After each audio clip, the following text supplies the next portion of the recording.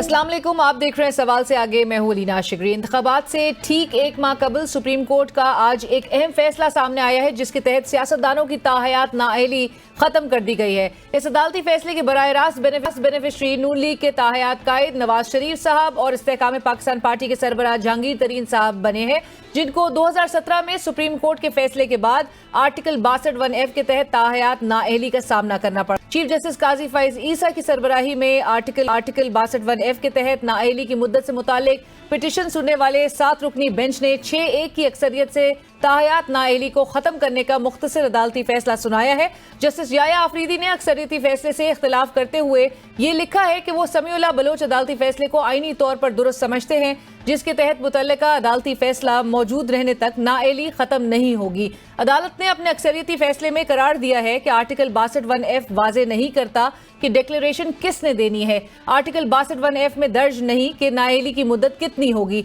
अदालती फैसले के मुताबिक ऐसा कोई कानून नहीं जो वाजे करे कि आर्टिकल 62(1)F के तहत नाअहली का तरीकाकार क्या होगा। अदालती फैसले के मुताबिक ये भी वाजे नहीं कि 62(1)F के तहत नाअहली फेयर ट्रायल और कानूनी तकाजों के मुताबिक है या नहीं। फैसले में कहा गया है कि इलेक्शन एक्ट के तहत नाअहली की मुद्दत 5 साल तक है। नाअहली की मुद्दत के कानून को जांचने की जरूरत नहीं, क्योंकि 26 जून 2023 को होने वाली तरमीम अब ऑन फील्ड है। अपने रद्द-ए-अमल में ने आज के अदालती फैसले की भरपूर तायीद की है। साबिक वजीर कानून जनाब आजम नजीर तारड़ साहब का कहना है कि आइन की किसी शिक में ताहयात नाअहली का जिक्र नहीं। सुप्रीम कोर्ट ने बर वक्त फैसला किया है। आजम नजीर तारड़ साहब ने और उनके बकौल नाअहली गैर मुंसिफाना फैसला था। सुप्रीम कोर्ट के फैसले से एक धब्बा साफ हुआ है।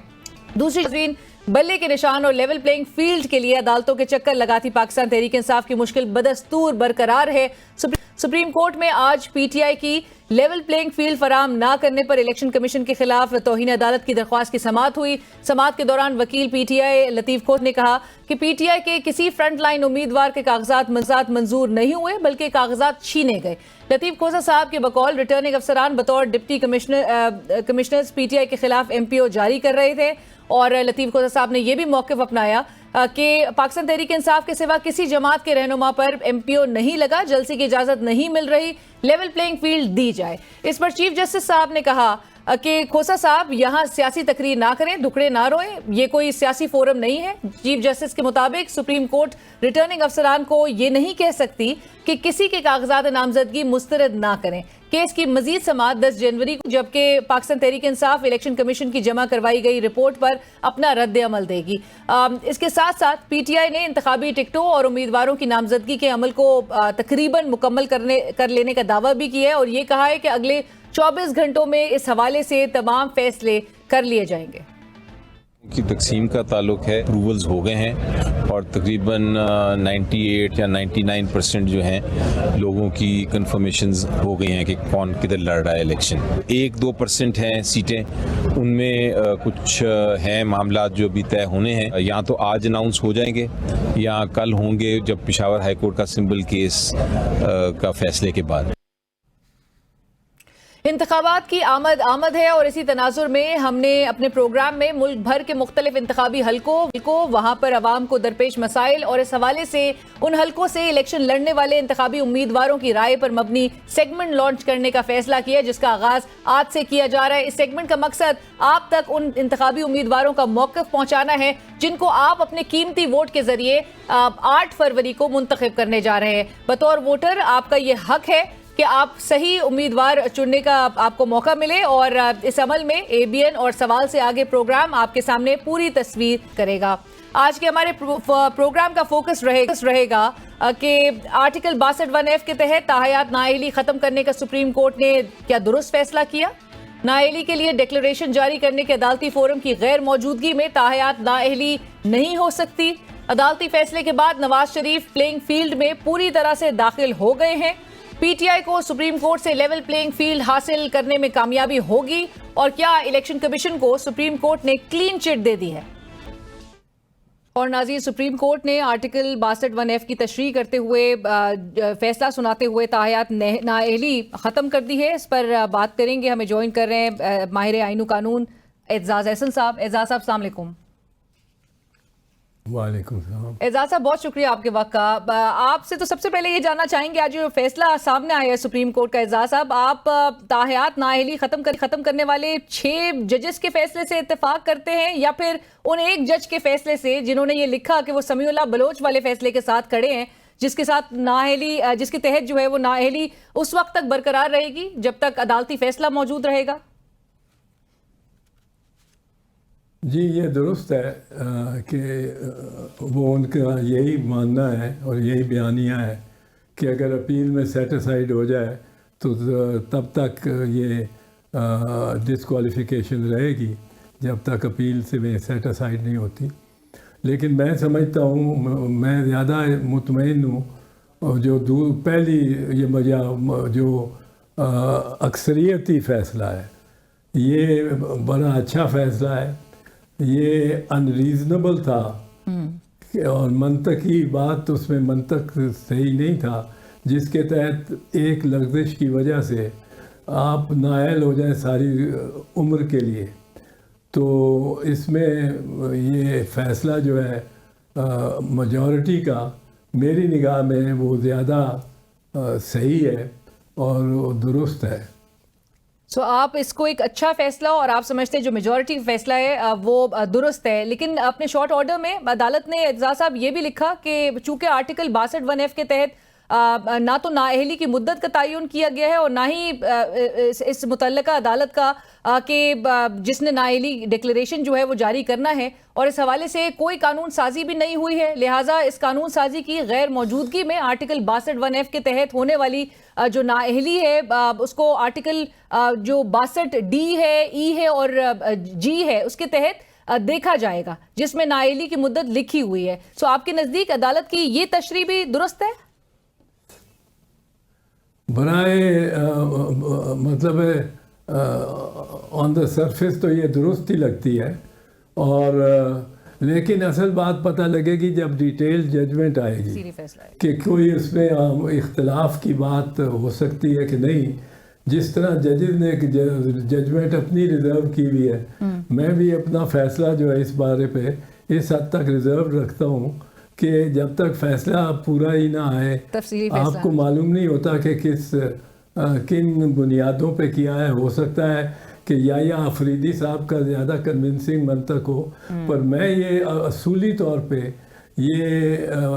वादी नज़र में समझता हूँ कि ये बिल्कुल दुरुस्त फ़ैसला है मेजॉरिटी का, और मेरे ख़्याल में डिटेल रीज़न्स भी इसके साथ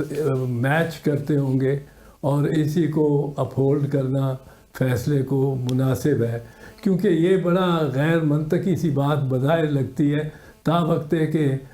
या अफरीदी साहब का फ़ैसला भी साथ ना पढ़ लें, वो अक़लियती फ़ैसला है। लेकिन या अफरीदी भी एक बड़े ज़ीरक और जज है, उन्होंने अगर रिज़र्व किए हैं रीज़न्स तो वो बड़े ठोस रीज़न्स उनके पास भी होंगे। लेकिन इस वक्त तो मैं बिल्कुल गैर मशरूत तौर पे समझता हूँ,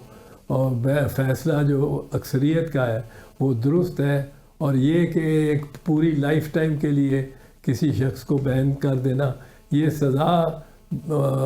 है, एक लाइफ टाइम की सज़ा। आम कानून में ये कहना किसी का कि गलत है कि जितनी लंबी सज़ा नहीं होती, इससे ज़्यादा लंबी सज़ा भी होती जो सज़ाए मौत है। सज़ाए मौत तो एक दफ़ा हो जाए तो फिर तो ता हयात ही नहीं, ता अदम वो चलती है जी। और लेकिन इस लिहाज से ये बड़ा फ़ैसला consistent with logic and reason है जो मेजॉरिटी का है कि एक किसी जुर्म में वो उसमें भी डिग्रीज ऑफ दी हो सकती हैं, ऑफ दी फॉल्ट और डिफ़ॉल्ट, और उसके लिए सारी उम्र के लिए आप एक बंदे को बैन कर दें तो वो उसके मेरा ख्याल है बुनियादी हकूक़ के भी ख़िलाफ़ वर्जी होती है, और वैसे भी लॉजिकल नहीं है, क्योंकि प्रोपोर्शनैलिटी होनी चाहिए, द प्रिंसिपल ऑफ प्रोपोर्शनैलिटी। اب وہ کیا اس نے کام کیا ہے یا کیا عمل کیا ہے کہ جس کی سزا دی جا رہی ہے، یہ عدالت کو یا تو اختیار ہو جج کرنے کا کہ وہ خود ہی کہہ سکے کہ 5 سال کے لیے یا 10 سال کے لیے یا 6 سال کے لیے خود ہی مناسب جو سمجھتی ہو وہ فکس کرے، نہیں تو یہ جو فیصلہ میجورٹی کا ہے یہ بڑا ریزنبل اور درست فیصلہ رائٹ. لیکن اعتزاز صاحب پھر ایک ہی عدالت سے اب یہ بات اٹھ رہی ہے کہ 2 متضاد فیصلے سامنے آئے ہیں. 2018 کے انتخابات سے قبل جو سابق چیف جسٹس ثاقب نثار صاحب کی عدالت نے فیصلہ دیا تھا، پھر کیا یہ اخذ کیا جائے کہ وہ فیصلہ غلط تھا؟ یہی اخذ کیا جائے گا، اور میرا خیال ہے میں تو پہلے بھی اس کو غلط سمجھتا تھا، اور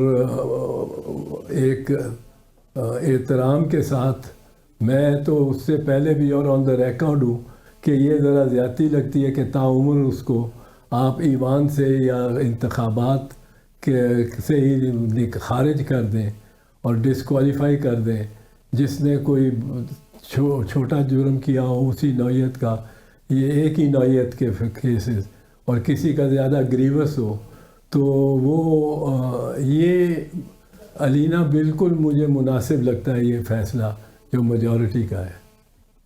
لیکن اعزاز صاحب آپ کیا سمجھتے ہیں کہ غلطی پھر ہوئی کدھر؟ آپ بھی ایک پارلیمنٹیرین رہے ہیں، پارلیمنٹ نے کیوں نہیں اس کو ایڈریس کیا؟ کبھی مدت کا تعین کرنے میں پارلیمنٹ کیوں نہیں اس طرح سے آگے نظر آئی؟ جو ہم نے لاسٹ ایئر دیکھا،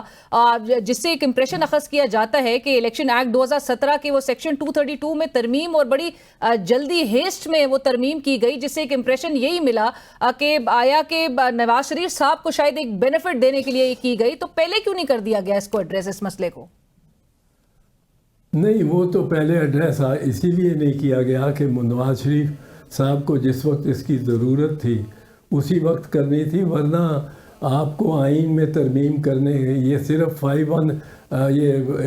الیکشن ایکٹ 2017 کا جو ہے صرف اس میں ترمیم کی ضرورت نہیں تھی. ترمیم تو اس میں اصل میں تو آئین میں ترمیم چاہیے، پر وہ بھی ایڈریس کریں گے ڈیٹیل ججمنٹ میں کہ کیوں نہیں آئین میں ترمیم کی اور بائی لا کیوں اس کا اطلاق کیا جا رہا ہے 5 سال کی سزا کا. تو وہ تو ضرورت جس وقت میاں صاحب کو تھی اسی وقت موو کرنا تھا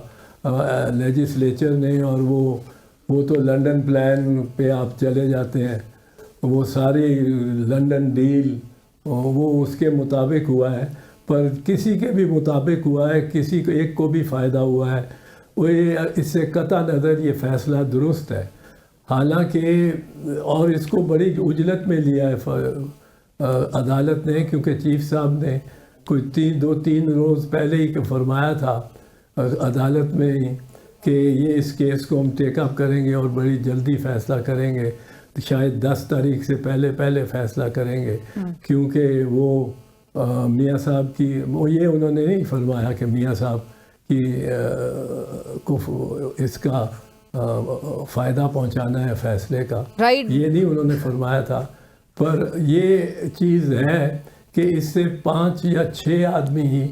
ان کے فائدے میں ہے. یہ 5 یا 6 آدمی یعنی میاں صاحب، جہانگیر ترین، بلوچ صاحب اور دو اور سنا ہے جن کا میرے پاس کیسز نہیں ہے. پر یہ دیکھنا چاہیے چیف جسٹس صاحب کو ساتھ ہی کہ یہ 5 افراد کو فائدہ ہوگا اس سے. لیکن جو نشان پارٹی کے نشان والا کیس ہے اس میں 12 کروڑ عوام کے حق کی بات ہے. 12 کروڑ کو ڈائریکٹلی افیکٹ کرتا ہے، اور اس کو آپ نے پیچھے چھوڑ رکھ دیا ہے. اس کو relegate to the lower position نہیں تھا رکھنا چاہیے. اس کی وجہ کیوں ہے 12 کروڑ میں کہہ رہا ہوں؟ 12 کروڑ تقریباً ووٹر اگر ہو پاکستان میں، اور شاید کم ہے، جتنے بھی ہیں کل ووٹر 8 کروڑ ہے یا اس سے کم ہے، جتنے بھی ہیں میکسیمم، ان سب کو ایک چوائس آپ جب بیلٹ پیپر سے ہٹا دیتے ہیں تو ہر ایک کو افیکٹ کرتا ہے، چاہے اس نے ووٹ اس کے حق میں دینا ہو چاہے خلاف دینا ہو. اور نشان پارٹی کے نشان کا کو اگر الیکشن کمیشن ہی ہٹا سکے اور چھین سکے پارٹی کا نشان، کسی بھی پارٹی، کل پیپلز پارٹی سے ہوگا، اس سے اگلی دفعہ نون لیگ سے ہوگا، تو پھر تو طائف الملوکی پھیلے گی، افراتفری پھیلے گی، انسرٹنٹی اور بے یقینی پھیلے گی۔ اگر آپ سمبل لے لیتے ہیں تو آپ نے ورچولی ایک پارٹی کو ڈیزالو کر دیا، کیونکہ اس کو منتشر کر دیا، اس کو اگر 40 یا 50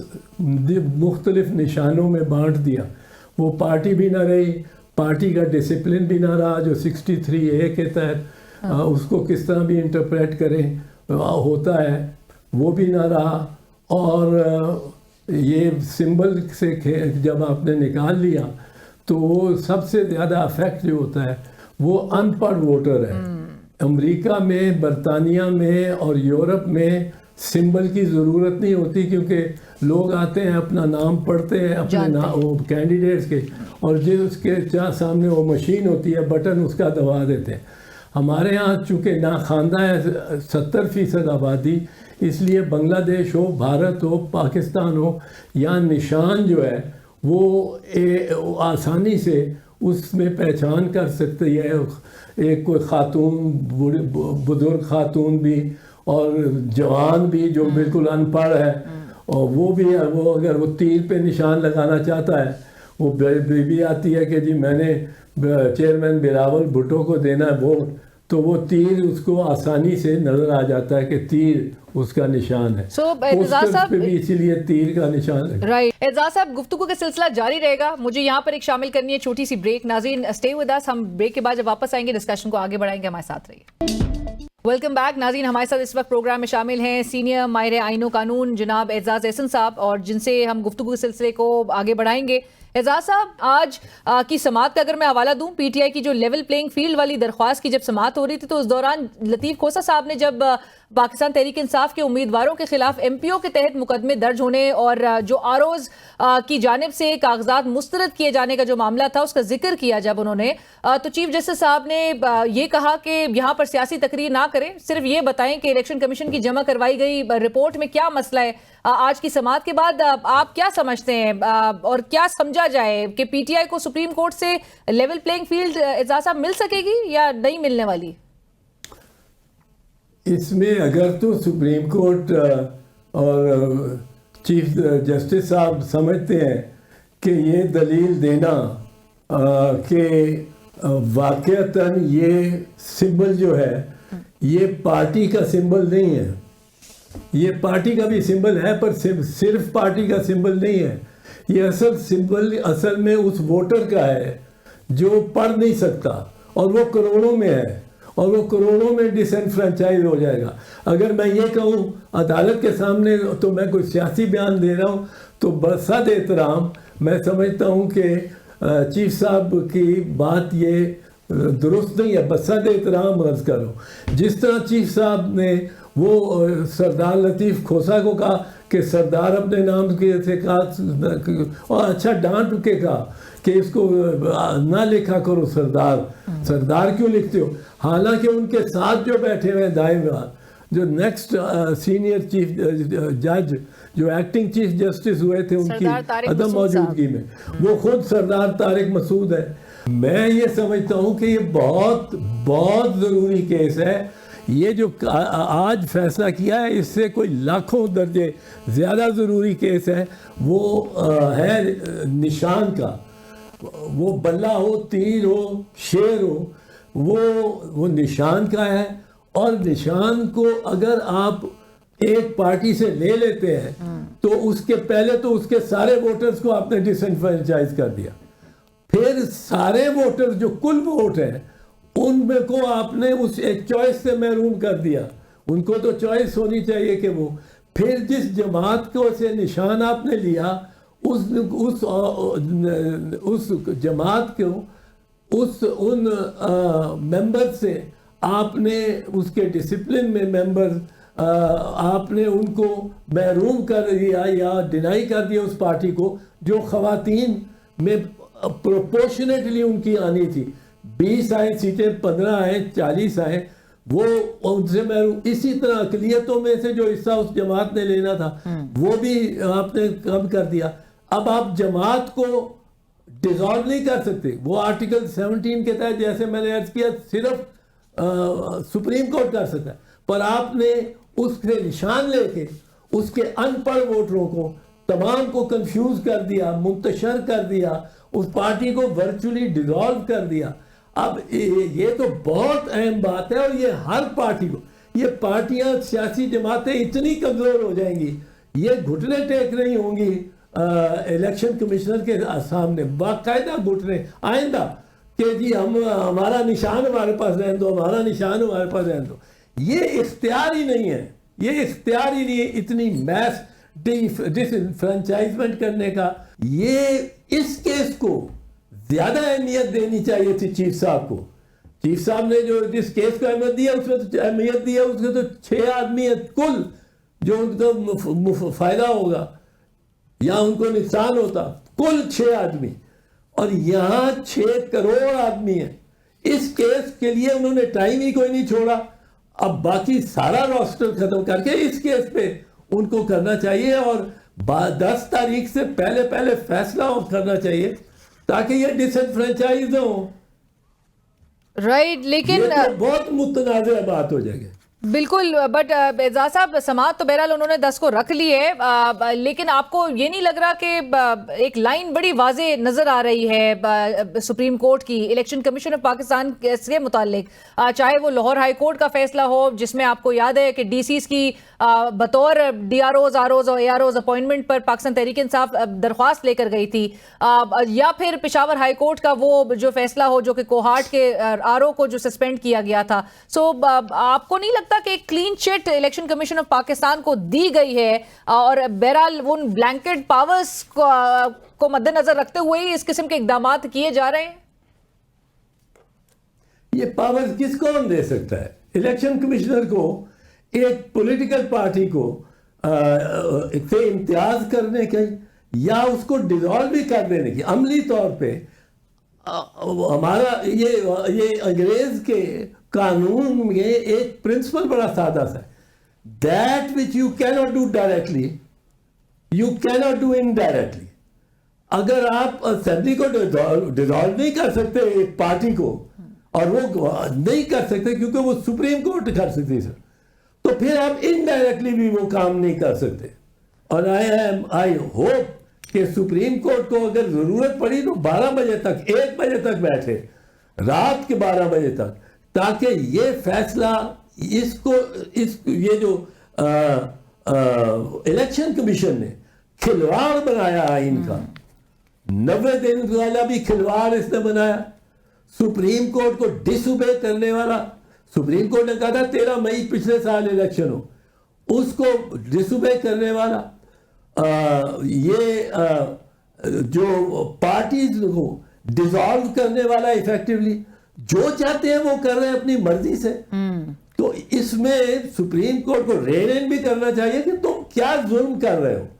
اور غریب آدمی کو بھی ووٹ آپ ختم کر رہے ہو. بالکل صحیح ہے. اب آپ نے کہا آپ امید کرتے ہیں اور آپ توقع رکھتے ہیں کہ سپریم کورٹ اس کا 10 تاریخ کو یہ فیصلہ بھی سنائے گی. اب 2 سوال مزید میں آپ سے کروں گی. ایک تو اعزاز صاحب, آپ نے دیکھا ہوگا گزشتہ ہفتے سے ایک سابق وزیر اعظم جو جیل میں اور جن کی پارٹی کے ساتھ یہ کچھ ہو رہا ہے, انہوں نے مضمون لکھا تو نگراں حکومت نے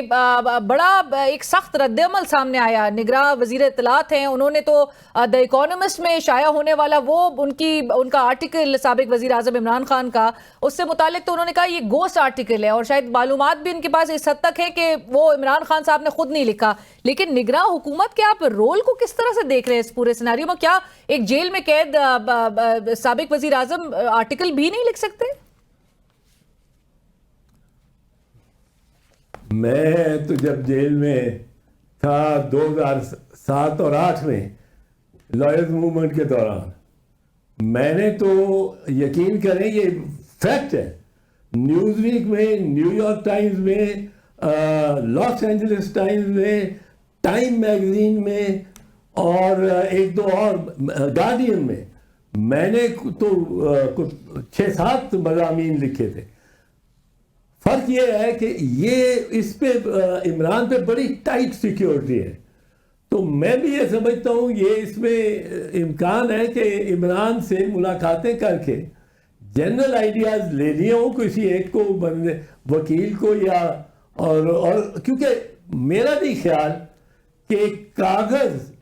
اس جیل کے باہر جا سکتا. اس جیل, یہ تو اتنی سخت جیل ہے. آپ دیکھیں کہ اس وقت گور علی خان جو کہ چیئرمین ہے اس وقت تحریک انصاف, وہ تحریک انصاف, وہ آج گئے ہیں ملنے, کیونکہ میرے تو ایسوسیٹ ہیں وہ 20 سال سے, اور دو ہم اب سیاست یا اس کی ڈسکشن نہیں کرتے, پر he is there, he is with me, we are together in the same office. تو وہ بتا رہے تھے کہ ایک کاغذ کا ٹکڑا بھی اور خالی کاغذ بھی نہیں آج, اور یہ گئے ہیں کوئی 100 نشستوں پہ, جو اسمبلیوں کی نشستوں پہ کینڈیڈیٹس کو ڈسکس کرنے کے لیے, ان سے سارے کاغذ لے لیے. اب آپ کو کیا یاد ہے کہ آپ نے 144 نیشنل اسمبلی کنسٹیٹوئنسی نمبر 144 پہ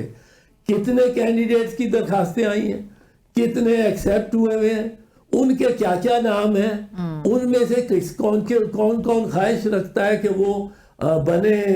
کینڈیڈیٹ پیپلز, یہ اس کا انصاف, تحریک انصاف کا. وہ بیچارے کو کیا پتا کہ وہ سارا کچھ اپنے ذہن میں, اور پھر کون سا گجر برادری ہے, کون سا, آج اس کو ایک کاغذ کا ٹکڑا نہیں. اور بہانا انہوں نے بنایا کہ جی وہ جو اکانومسٹ ہے اس میں آپ کا مضمون چلا گیا. اکانومسٹ کو سو کریں, اور اکانومسٹ ان کو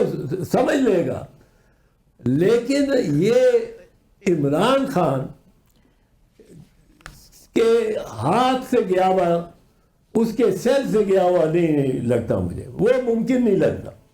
رائٹ, سو آپ بظاہر, کیونکہ میں نے تو بڑی سخت جیلیں بھی دیکھی ہیں. جب جیل سخت کر دیتے ہیں نا, آپ اپنی بیوی سے کو پیغام بھی ساتھ بیٹھے نہیں دے سکتے زبانی, کہ یہ اس کو کہہ دینا جا کے رائٹ. لیکن اس تناظر میں اس دن کے بعد سے اب آپ نے کہا کہ گور صاحب بھی بتا رہے ہیں کہ بڑی ریسٹرکشنز اب کر دی گئی ہیں, سو اب الاؤڈ ہی نہیں ہے. پھر یہ ڈسکشن کس طرح سے کریں گے ٹکٹوں کے حوالے سے؟ اعزاز صاحب, آخری سوال, کل اہم سماعت ہونے جا رہی ہے لاپتہ افراد کے حوالے سے, اور آپ ہی کی پٹیشن ہے جس پر یہ سماعت ہوگی, جس میں عدالت نے گزشتہ ہفتے بھی وفاق سے آئندہ غیر قانونی طور پر لاپتہ کیے جانے والے افراد کے حوالے سے کوئی اقدام اٹھائے جانے کی گارنٹی جو ہے, وہ جو تحریری ضمانت ہے وہ بھی مانگ رکھی ہے, اور لاپتہ افراد کمیشن سے بھی تفصیلات مانگی ہوئی ہیں. آپ کو اعزاز صاحب یہ معاملہ سپریم کورٹ میں حل ہوتا دکھائی دے رہے ہیں 5 سال کے بعد ہی, اگرچہ آپ کی پٹیشن یہ سماعت کے لیے لگائی اور اس پر اب ہیئرنگ سٹارٹ ہوئی, جو کہ مسنگ پرسنز کی بھی جو فیملیز ہیں انہوں نے بڑا اس بات کو بھی اپریشیٹ کیا کہ ایٹ لیسٹ سپریم کورٹ ہمیں سن رہی ہے. جس طرح کا سپریم کورٹ اس میں جس ڈائریکشن میں جا رہی ہے اس میں تو خاص کچھ حاصل نہیں ہوتا لگتا.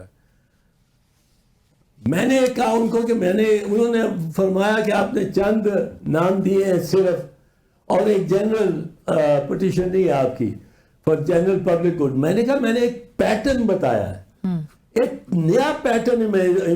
ایمرج ہوا ہے, جہاں اغوا برائے تاوان نہیں ہے, اغوا برائے بیان ہے.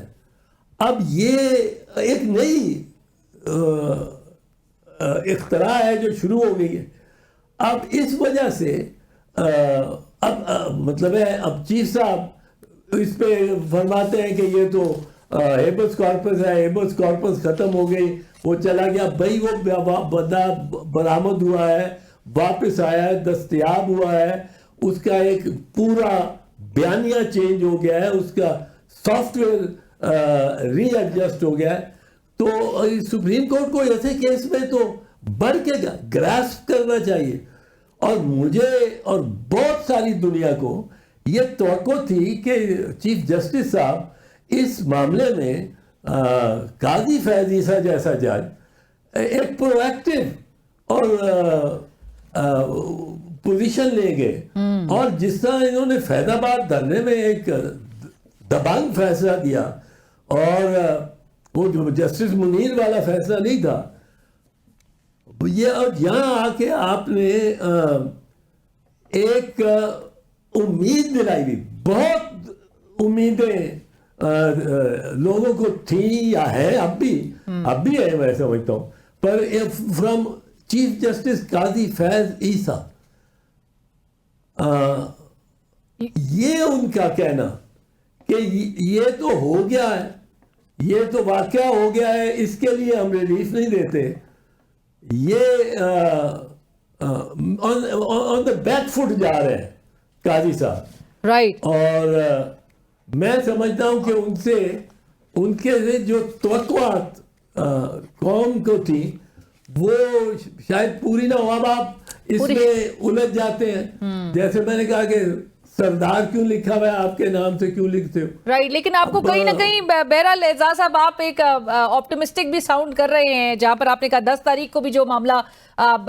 سماعت ہونی ہے اس میں بھی آپ امید رکھ رہے ہیں کہ یہی چیف جسٹس صاحب جو ہے وہ کوئی فیصلہ سنائیں گے، اور الیکشن سے متعلق جو لیول پلینگ فیلڈ ہے وہ بھی تمام کو میسر ہو سکے گی۔ بٹ تھینک یو سو مچ اعزاز صاحب، بہت شکریہ آپ کے وقت کا، بہت شکریہ کرنے کے لیے۔ سینئر ماہر آئین و قانون اعتزاز احسن صاحب، سینئر رہنما پاکستان پیپلز پارٹی، اس وقت ہم سے بات کرتے تھے۔ اعزاز صاحب نے کہا کہ چیف جسٹس صاحب آلدو کہ ان کا ایک ماضی میں ایک سٹانس رہا نظر آیا، اور امید بھی یہی کی جائی تھی کہ وہ بیک فوٹ پہ نہیں جائیں گے، وہ ایک پرو ایکٹیو رول ادا کرتے ہوئے دکھائی دیں گے،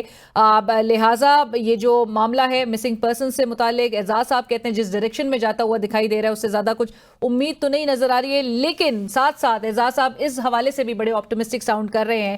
کہ جہاں پر پاکستان تحریک انصاف جن کو اس وقت ایک لیول پلینگ فیلڈ کا وہ مطالبہ کر رہے ہیں، دیگر جماعتیں بھی ہیں، لیکن جو پٹیشن ان کی ہے اور جس سے متعلق وہ کہہ رہے ہیں کہ ان کو الیکشن کمیشن آف پاکستان، جو کہ اگین اعزاز صاحب کے بقول ایک ایڈمنسٹریٹو باڈی ہے، وہ کس طرح سے کروڑوں عوام کو، کروڑوں ووٹرز کو ڈس انفرنچائز کر سکتے ہیں ایک الیکشن سمبل لے کر، کیونکہ رجسٹر اور ڈی رجسٹر کرنا ایک سیاسی جماعت کو وہ اتھارٹی صرف اور صرف سپریم کورٹ آف پاکستان کے پاس ہے۔ پروگرام میں اس وقت چلیں گے ہم ایک بریک کی طرف، اور بریک کے بعد جب ہم واپس آئیں گے تو ہم الیکشن اسپیشل ایک سیگمنٹ کا آغاز کرنے جا رہے ہیں، اور ہم کانسٹیٹوئنسی کو فوکس کریں گے، کینڈیڈیٹ کو فوکس کریں گے، کانسٹیٹوئنسیز کے حوالے سے، مسائل کے حوالے سے عوام کو بتائیں گے، اور کیا امیدیں ہیں عوام کی، ساتھ ساتھ کیا حل ہے کینڈیڈیٹس کے پاس، اس پر ڈسکشن ہوگی ایک بریک کے بعد۔ ناظرین، سوال سے آگے الیکشن اسپیشل کا آغاز ہم کراچی سے کرنے جا رہے ہیں، جو آبادی اور نشستوں کے حوالے سے پاکستان کا سب سے بڑا شہر ہے، جس کی قومی اسمبلی کی 21 نشستیں ہیں۔ الیکشن اسپیشل کے لیے ہم نے آج کراچی کے 2 حلقوں NA 244 اور NA 247 کا انتخاب کیا ہے، جہاں سے MQM کے سینئر رہنما خواجہ اظہار الحسن صاحب امیدوار ہیں۔ خواجہ اظہار الحسن صاحب نے کراچی کی 2 صوبائی نشستوں جو کہ PS 123 اور PS 124 سے بھی کاغذات جمع کروا رکھے ہیں۔ خواجہ صاحب اس انتخابی مارکے کو کس طرح سے دیکھ رہے ہیں، اور ان کے پاس ان حلقوں کے مسائل کا حل، جو عوام کے جو مسائل ہیں اس کی کیا سولوشن، کیا روڈ میپ ان کے پاس موجود ہے، ہم آج انہی سے جانیں گے۔ ہم اس وقت پروگرام میں جوائن کر رہے ہیں MQM کے سینئر رہنما خواجہ اظہار الحسن صاحب۔ خواجہ صاحب السلام علیکم۔ جی وعلیکم السلام۔ خواجہ صاحب بہت شکریہ ہمارے لیے وقت نکالنے کے لیے۔ سب سے پہلا سوال تو یہی جو ناظرین بھی جاننا چاہیں گے، آپ نے جو دو قومی اسمبلی کے حلقے ہیں NA 244 اور 247 اس پر کاغذات جمع کرانے کا فیصلہ کیوں کیا؟ لیکن پہلی چیز تو یہ کہ یہ تمام امیدوار جو کہ پارٹی کے آفیشلز ہیں، جو رابطہ کمیٹی کے اراکین ہیں، یہ ڈپٹی کنوینئرز ہیں، انہوں نے کنوینئر کی ہدایت کے اوپر جہاں جہاں سے بھی انہوں نے کہا وہاں سے جمع کرا دی۔ ابھی تک جتنے بھی امیدواروں نے جمع کرایا ہے ان کا تمام کا حتمی فیصلہ کل کے بعد ہوگا، اور یہ طے کیا جائے گا کہ کون کس نشست سے دستبردار ہوگا۔ یقیناً یہ ایک سیاسی جماعتوں کی حکمت عملی ہوتی ہے کہ کہیں کسی سیٹ سے کوئی ڈسکوالیفائی نہ ہو جائے، کسی اور کے کوئی کاغذات، بعض دفعہ بڑے اچھے کنٹیسٹنٹ جو ہوتے ہیں وہ پرابلم آ جاتی ہے، اپیل سے اپیلنٹ ٹریبونل میں بھی ریجیکٹ ہو جاتے ہیں۔ تو یہ پریویس ہمارے تجربے رہے ہیں، اس بنیاد پر ہم نے جمع کرائے، اور صرف میں نے ہی نہیں، مصطفیٰ بھائی نے، فاروق بھائی نے، خالد بھائی نے، سب نے ایک سے زائد جگہوں سے جمع کرائے۔ اب جہاں تک یہ کہ جیسے یہ آپ نے فرمایا، دیکھیں انتخابات میں تمام جماعتیں حصہ اسی لیے لیتی ہیں تاکہ وہ حکومت بنائیں اور حکومت بنا کر اپنے لوگوں کو سرو کریں. پاکستان کا بلکہ پوری دنیا کا جو نعرہ ہوتا ہے انتخابات میں، چاہے وہ امریکہ ہو، لندن ہو، یورپ ہو، تو وہ وہاں پہ لوگوں کی ڈیمانڈ یہ ہوتی ہے جناب کہ ایجوکیشن کو سستا کیا جائے، ویپن ٹریفکنگ کو روکا جائے، ہیومن ٹریفکنگ روکا جائے، اور اس طرح کی اکنامک سلوشنز کا وہ مطالبہ کرتے ہیں. لیکن ہمارے ملک میں کراچی تا کشمیر سب سے پہلے ایم پی ایم این اے کو فکر کرنی ہوتی ہے یار وہ سیوریج کے پانی کا کیا ہوگا، پینے کا پانی کا کیا ہوگا، سڑکیں بنیں گی نہیں بنیں گی، یہ نالا ڈلے گا نہیں ڈلے گا، سرکاری اسکول کے اندر جو ہے نا وہ منشیات جو ہے نا شام کے بعد ڈیرا ڈال لیتے ہیں، ان کا کیا ہوگا، اسپتالوں میں دوائیاں چوری ہو جاتی. ہمارے تو یہ مسائل ہیں. اور ایم کیو ایم کا سب سے بڑا مسئلہ ہے امیدوار نہیں لڑتا، ایم کیو ایم کا اسٹرکچر لڑتا ہے. ایم کیو ایم کے یو سی ہیں، ایم کیو ایم کے ٹاؤن ہیں، ایم کیو ایم کے ذمہ دار ہیں، اصل وہ الیکشن انتخابی مہم جو ہے نا وہ چلاتے ہیں. ہم کو بس ایک نام ہوتا ہے. اچھا، آپ نے کہا کہ اصل آپ کا جو گراس روٹ یعنی کہ ورکر ہے وہ آپ کی وہ چلا رہا ہوتا ہے، بٹ خواجہ صاحب آپ نے جس طرح سے کہا کہ حتمی فیصلہ اگرچہ ابھی ہونا باقی ہے ان نشستوں کے حوالے سے، لیکن آپ کی ترجیح کیا ہوگی؟ آپ قومی اسمبلی کا الیکشن آپ کے لیے ترجیح ہوگی یا صوبائی کا؟ دیکھیں میری تو پہلی پریفرنس تو ظاہر ہے جو پارٹی طے کرے، لیکن اگر ذاتی طور پہ پوچھا جائے تو میں تو یہ کوشش کروں کہ مجھ سے کوئی بہتر امیدوار ہو تو وہ زیادہ بہتر طریقے سے پرفارم کرے، چاہے قومی ہو صوبائی میں ہو. لیکن اگر ذاتی طور پہ پوچھا جائے، جو کہ میرا خیال ہے مجھے بتانا نہیں چاہیے، شاید میں قومی میں بہتر سرو کر سکوں. آپ سمجھتے ہیں کہ آپ قومی اسمبلی میں بہتر سرو کر سکتے ہیں، اور اس کی کیا وجہ ہے اگر ہم آپ سے پوچھیں؟ دیکھیں اس کی تو وجہ یہ کہ میں نے یہ 15 سال لیجسلیشن کی ہے صوبائی اسمبلی میں، اور جو صوبائی اسمبلی میں لیجسلیشن ہے وہ 18ویں ترمیم کے بعد جو ہے وہ بڑی محدود ہو چکی ہے. اب آپ اس میں مزید بہتری نہیں لا سکتے، اور اصل کچھ 18 امینڈمنٹ کے بعد مین ترمیم کی آئین کے اندر ضرورت ہے قومی اسمبلی میں. اور میں بحیثیت وکیل اور بحیثیت لیجسلیچر یہ چاہتا ہوں کہ جو ہمارے آئین کے اندر جو سقم ہے، جو عام غریب متوسط طبقے کے لیے جو قانون سازی جس کا ہم نے اپنے مینیفیسٹو میں بھی اظہار کیا ہے، اور اس سے منسلک تمام قوانین میں، اور اس سے منسلک تمام رولز میں، اور اس سے منسلک تمام بورڈز میں جہاں جہاں پر میں بہتری کر سکتا ہوں وہ کروں. اور حلقے کے لوگوں کے لیے کوئی میگا پروجیکٹس، خاص طور پہ میری نیت یہ کہ دونوں حلقوں کے لیے سرجانی بھی ہے، نیو کراچی بھی ہے، وہاں پر ہمارا ایک بہت بڑا ہمیں ٹراما سینٹر ٹائپ کا کوئی ہاسپٹل، اور ایک ہمیں بہت ہی وہاں پہ ایک کالج، میڈیکل کالج یا یونیورسٹی کی طرز پر ہمیں کوئی جگہ ہمیں چاہیے جو کہ وہاں کے لوگوں کا دیرین خواب ہے. خواجہ صاحب، اس صورتحال میں، آج کے حالات میں، آپ جہاں پر جانتے ہیں کہ پاکستان تحریک انصاف تو پریٹی مچ کلپ نظر آ رہی ہے، اس وقت آپ کا مقابلہ پھر ہوگا کس سے؟ یہ روایتی طور پر ون سائیڈڈ ہوتا ہے. یہاں پر کوئی مقابلہ ان کا کبھی بھی کسی سے نہیں ہوا، اور سامنے والوں کی ضمانتیں ضبط ہوتی نہیں ہیں. سرجانی ہو، معمار ہو، نیو کراچی ہو، نارتھ کراچی ہو، یہ بالکل ہی 100% ہمارے حلقے رہے ہیں، اور یہاں سے ان کا امیدوار ہی کامیاب ہوتا رہا. رائٹ، تو ابھی آپ کو لگ رہا ہے کہ 2024 کے الیکشنز میں یہاں سے ایم کیو ایم ہی اور جیتتی ہوئی نظر آ رہی ہے، اور بھاری نمبر سے؟ جی بالکل کلین سویپ ہے. یہ سیٹس ایم کیو ایم کی روایتی سیٹس ہیں، اور یہاں پہ ایم کیو ایم کا کوئی مد مقابل نہیں. رائٹ. اچھا خواجہ صاحب، مزید اس حوالے سے کہ ان حلقوں میں جہاں پر آپ نے کہا اب روڈ میپ کیا ہوگا، یا آپ سمجھتے ہیں کہ آپ کے پاس جو ہے وہ اس الیکشنز میں جانے کے حوالے سے عوام کو دینے کے لیے وش لسٹ پہ زیادہ الیکشن لڑا جائے گا، یا پھر آپ کے خیال میں اسٹریٹجی بھی تیار ہے؟ دیکھیں ہماری تو خواہش ہے کہ ہم سندھ میں حکومت بنائیں اور وفاق میں بھی حکومت بنائیں. جو 15 سال ہمارے حلقوں کے ساتھ زیادتیاں ہوئی ہیں، اور خاص طور پہ زیادتی نہیں ہوئی ہے، انسانیت کے ساتھ جرم ہوا ہے، انسانیت کے ساتھ ظلم ہوا ہے. کیونکہ جو فنڈامنٹل سہولیات ہیں انہی کے لیے ہم نے بہت مظاہرے، قراردادیں، ہنگامے، دھرنے یہ کیے، اور تاحال ناپید ہیں. تو ہماری خواہش ہے حکومت بنانے کے بعد کم از کم اپنے حلقوں کی جو بنیادی ضروریات ہیں وہ تو فوری طور پہ پوری کریں. اور اگر خدا نخواستہ اگر ایسی صورتحال ہوتی ہے کہ صوبائی حکومت میں کہیں اور صورتحال ہو جائے یا خلاف توقع کوئی دوبارہ ایسا نتیجہ ہو کہ ان کے حکومت میں شامل نہ ہو سکے، تو پھر ہم اسی طریقے سے جس طرح کے ماضی میں ہم نے اپنی مدد آپ کے تحت، اپنی فلاحی انجمنوں کے تحت اور دیگر امداد جیسے قومی اسمبلی یا وزیر اعظم اسکیم کے تحت ہم نے ان علاقوں میں جو بہتر کام کر سکتے تھے وہ کیا، اور اسی طریقے سے جاری و ساری رکھیں گے۔ اور خواجہ صاحب، آپ کے مطابق اس وقت جو اگر میں پوچھوں آپ سے کہ 3 بڑے مسائل جن نشستوں سے نیچرلی آپ نے ان میں سے کچھ ہی ریٹین کرنی ہے، ان کے بنیادی مسائل یا 3 بڑے مسائل آپ کیا ہائی لائٹ کریں گے؟ یہ مسائل صرف میرے نہیں ہیں، یہ مسائل اس حلقے کے نہیں ہیں، یہ مسائل تو پورے کراچی کے ہیں۔ بالکل۔ اور اب تو آپ اسے ڈیفنس کلفٹن کو بھی شامل کر لیں، جہاں سے عارف الوی صاحب جیتے تھے، صدر پاکستان آج بھی ہیں وہ، اور آج بھی ان کے حلقے کے مسائل ایسے ہی ہیں، جب میں نے تھے اور اب صدر پاکستان رہے تب بھی مسائل ویسے ہی ہیں۔ اور وہ مسائل ہیں بنیادی پانی اور سیوریج، یہ 2 بنیادی، اور انفراسٹرکچر ہے تیسرا۔ چلے انفراسٹرکچر تو لوگ گزارا کر لیتے ہیں، لیکن پینے کا پانی اور یہ جو بارشوں میں گٹر ملا نالے ابل جاتے ہیں اور سیوریج کے پانی کی جو بنیادی مسئلے ہیں، یہ تو کراچی کا سب سے بڑا مسئلہ بن چکا ہے، یہاں سے لے کر آپ چاہے ڈیفنس تک، کلفٹن تک اس کو آپ تشبیہ دیں۔ اور دوسرے نمبر پہ جو سب سے بڑا ظلم ہے ہمارے یہاں وہ یہ ہے کہ جیسے میں نے آپ سے پہلے بھی گزارش کی کہ جو تعلیمی معیار ہے سرکاری اسکولوں کا، وہاں پر مافیاز تعینات ہیں، گوش ملازمین ہیں، بجٹ کھایا جاتا ہے، اور سیم یہی ہمارے سرکاری اسکولوں کا بھی ہے، کیونکہ حکومت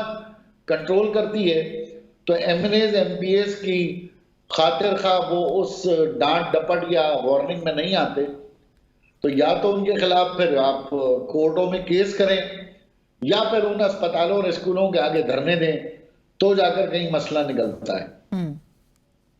بہرحال آپ نے کہا کہ ایک ایجوکیشن اور تعلیم، اور دوسرا آپ نے کہا کہ پانی اور سیوریج کا جو یہ نظام ہے، انفراسٹرکچر بھی جہاں پر آپ کی پرائیورٹی لسٹ پہ پلیسڈ ہے، بٹ یہ جو ٹینکر مافیا ہے، کیا آپ کراچی کے باسیوں کو یہ یقین دہانی کرائیں گے کہ ایم کیو ایم کے آنے کے بعد اس ٹینکر مافیا سے جان چھوٹ جائے گی؟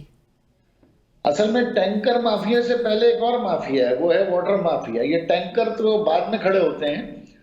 سب سے پہلے تو یہ جو